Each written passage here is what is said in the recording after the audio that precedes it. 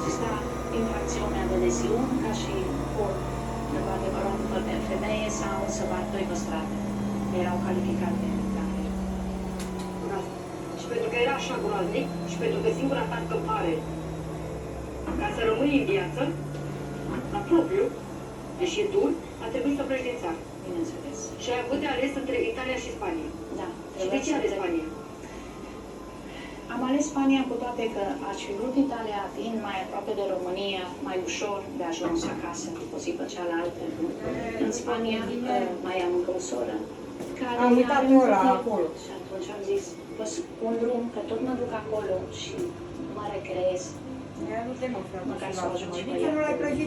Era mic copilul când eu am venit aici și când am